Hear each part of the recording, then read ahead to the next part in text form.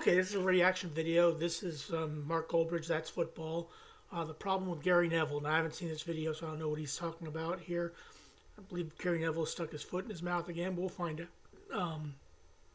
Again, please click like, share, and subscribe for him as well as for me. And let's see what's going on. Hi everybody, welcome to That's Football. I'm Mark Goldbridge, and on the day of two massive games in football, Villa against Liverpool and Real Madrid against Man City.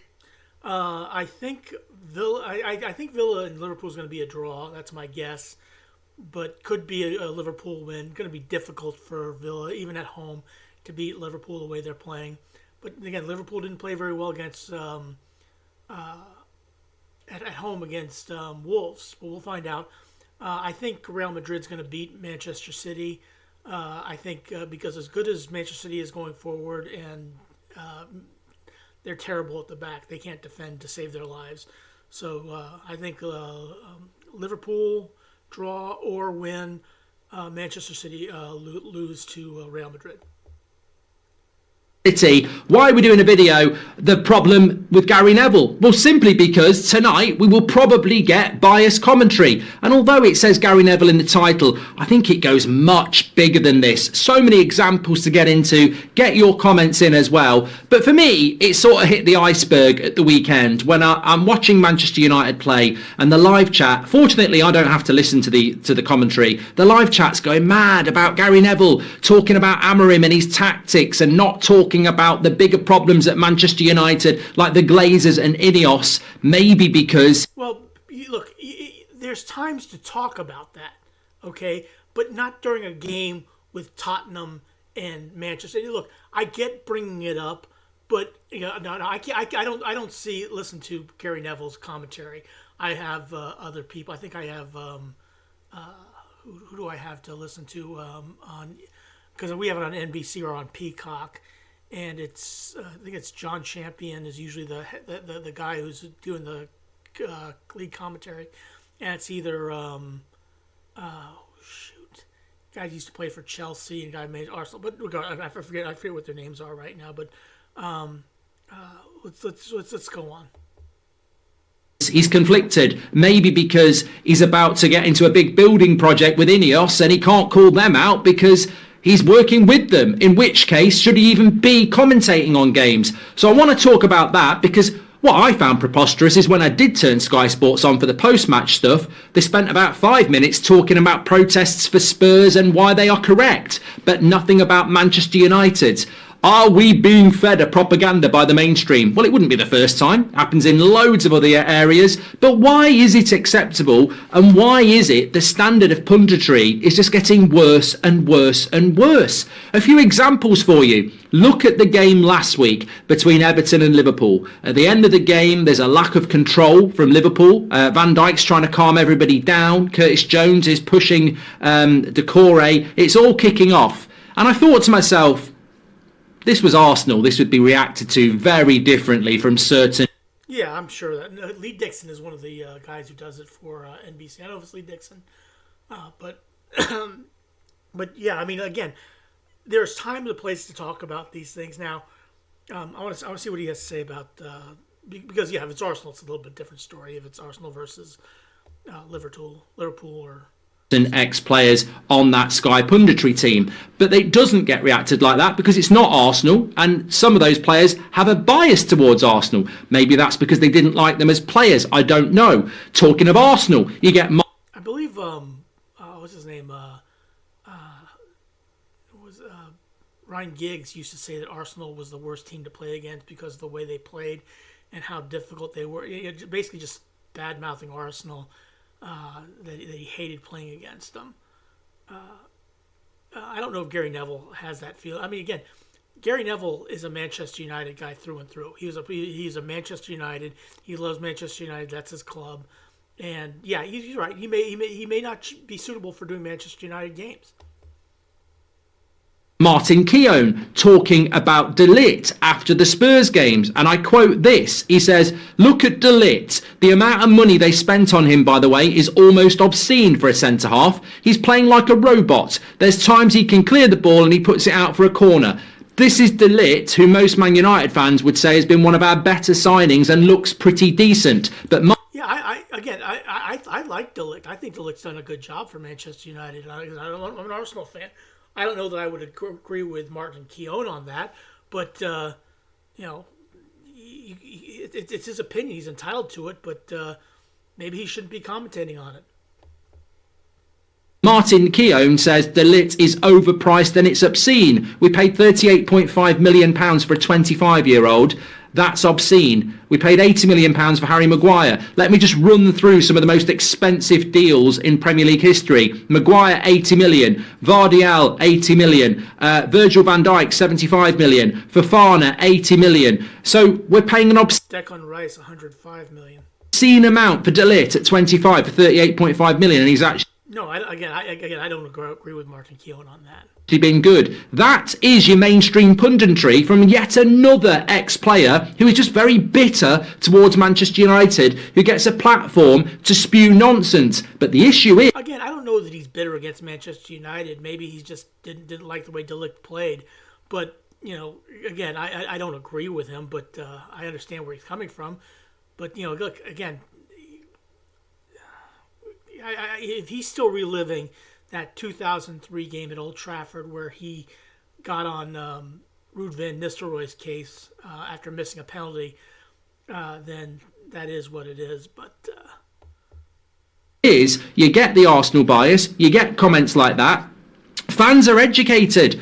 Fans are educated. When Gary Neville's talking about Amorim's tactics, what are the tactics you changed to, Gary? We're actually conceding less shots and have more possession this season than we did last season, and you want us to go back to that possession, that formation. And why are you not talking about the big elephant in the room, Ineos, the Glazers? Why aren't you doing that? And fans are screaming this at their TV, and they're screaming that at Martin Keown. Again, now there's a time and a place for everything. I don't know that during the game you talk about Ineos and the Glazers. After it, yes. But during the game, no. And they're screaming it at other people as well. And I think this is the problem. We've jumped the shark. We've moved on.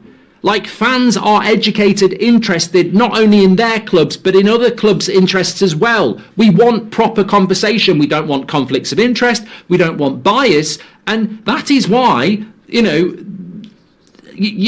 look at different comments from different players, and it's almost like it isn't the ex-player's fault. It's the mainstream's fault. It's the producer's fault. I've been in the situations. I've been to Sky. I've been to TalkSport. I've seen what it's like. I've seen what it's like off camera. And it's like, can I get you a cake? Can I get anything else for you? How are you feeling today? How's the family? These ex-players walk in and they're treated like gods. They're not held accountable. And the issue with that is they don't have to think. They don't have to learn. They're handed stuff. They're told stuff. How are you doing today? They treat them like gods. Because as players, they probably were.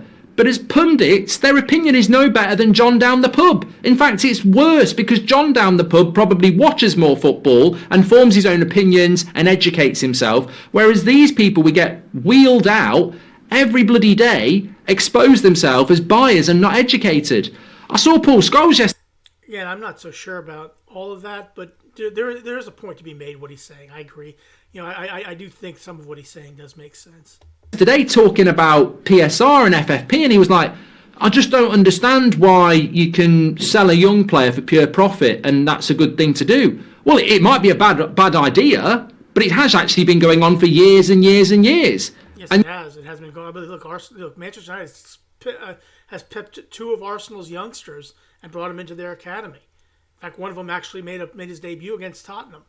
You've got Paul Scholes, who's not really understanding it. You got Rio Ferdinand talking about Ineos, actually, to be fair, but then he hasn't done his homework either, because he says, from the outside, I look at it and go, could you do it a different way? Could they have gone to the Glazers and said, listen, can we cut some of the money you're taking out as management fees almost every year, which is in tens of 20s of millions of pounds every year that they take out? Sacrifice a little bit here and help the team out.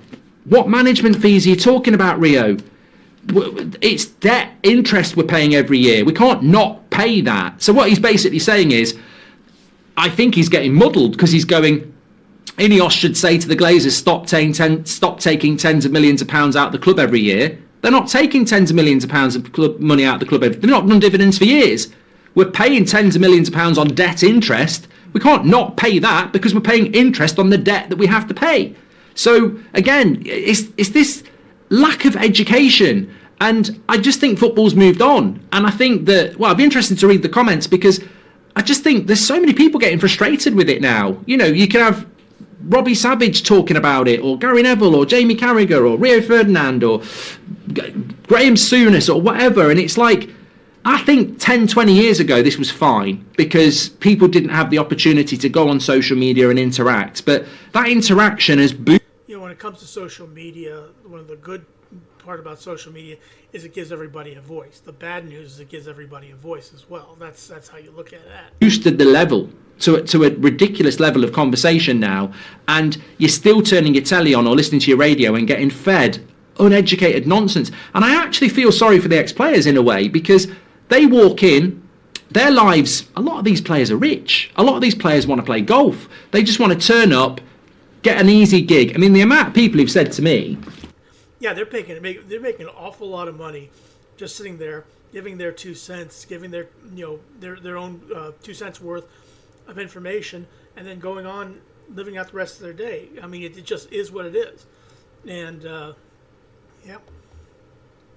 Producers and stuff, like you get an ex-player in, they turn up late, you know, they're meant to have watched the games, they haven't. You have to feed them bits, and then they just wing it. And it becomes obvious that they're just winging it. And actually, the only time they light up is when they can talk about an agenda they've got, which is completely unbiased. Oh, well, let's talk about Arsenal because I don't like them. Yeah. Let's talk about Man United signing a player who's a waste of time that I've never even seen. And they get exposed for it. And I just think that I do feel sorry for them because they are ex-players. They can demand a fee, whatever. But these companies that employ them should be saying, hold on a minute, mate. Why won't you talk about this? Well, I don't want to talk about it. Well, if you don't want to talk about it, then we're not going to use you. Why have you said this about this when it's not true? Why are you so biased about this? Why didn't you know about this? But they won't do that because they come in and it's like this. So they're never going to get any better. Well, the one thing which I would say about that is, in the United States, who do you bring in an ex-player to speak about, whatever. Who do you play for? Okay, you ask the player who do they play for. Well, they play for the company that they work for. They don't play for the team anymore. Yes, they maybe still be fans of their team that they used to play for, but they don't work for that team anymore. So they're able to say what they want, and that's how it should be. Because they're being treated like gods. And then we suffer as a consumer because we're just frustrated by the low level of conversation that we actually get. And not only low level, what annoys me the most is the inaccuracy, the bias, the agenda, the stupid comments that you just go, oh God, look at this take from him or Tim Sherwood or whatever like that. And you go, oh my God, they're just so bad at what they're doing. I mean, look, I go back a few years. You got Jose Mourinho getting pillared by ex-Man United players for a year. He gets the sack, Ollie comes in, falls apart very quickly. Oh, no, I'm not going to say it. I think they even said it live on air. You're not going to catch me saying anything negative about Ollie because he's a mate. And you go, oh my God, you're actually being paid very good money to be a pundit and you're sat there going, I won't be a pundit. Yeah, you have to speak your mind. You have to say what's on your mind. That's how it has to be. But again, I didn't see very much of Jose Mourinho because he wasn't there very long as a pundit. Did Carragher really criticise Gerrard the way he might have criticised other people? No, he didn't. And that's what I mean. It's like they are in a privileged position and they're ruling the roost. And this is why they're in this position now where it's just become so... It's so bad. It's so bad. And look, people would say, oh, I'd love to see you on having a chat with them. Well, that's never going to happen. They're not going to put themselves in that position. It's all geared up for them with this in their ear and this, that and the other. But they could be so much better. And some of these people have massive platforms where they could make such a difference by calling out the Glazers or, actually being a little bit impartial. They'd actually get a lot more respect for it. But, look, not everybody hates the Glazers and what they're doing. That's And look, you may be right about Gary Neville. He may be having a deal with Ineos. I don't know. Maybe he shouldn't be being a pundit on the games. Again, I don't know the answer to that question, but the point is that you're making, Mr. Colbridge, is that they are not doing their job, and they're not doing their job well. They're not speaking up what things that they should be speaking up against, in your opinion. I think it's a problem. Do you think it's a problem? I don't think it's going to get any better, but it does need calling out, because it's certainly not going to get called out on the platforms that they populate. It's just going to get worse. In fact, only this week, in 24 hours, I had clips from Stephen Warnock, Michael Dawson, and Alan Smith, all talking about Amrim needs to change his tactics. And I'm like, so, who? Why? And what tactics are you talking about? It's just crap analysis. Well, look, I get what they're saying. I get they needed what they're saying. He needs to quit being married to this 3-4-2-1 formation that he's thrust on you guys, that you guys can't play, and that's why you guys are losing. That's what they're talking about, probably. But they're probably talking about it in such a simplified manner. You don't, it's not worth it for you to listen to. Rubbish analysis. It's like saying Arteta needs to go in the summer if he doesn't win a trophy. Why? They finished second for 3 years in a row. They're one of the best teams in Europe. They just haven't quite got enough to win the league yet. Oh yeah, but if he doesn't win a trophy, he's got to go. Why? Because it just sounds like something I should say. Yeah, it's crap. Absolutely crap. Anyway, tonight you can tune in on That's Football for 2 great watch-alongs where hopefully the conversation will be a lot better than the one you're probably going to get on the TV. Thanks for watching. Get your comments in. Yeah, there's a problem with Gary Neville. Point well taken, Mr. Goldbridge. I get what you're saying. But anyway, I don't necessarily agree. I don't necessarily disagree. Well, it is what it is. Please click like, share, and subscribe for him as well as for me, and have a good rest of your day. Thanks for watching.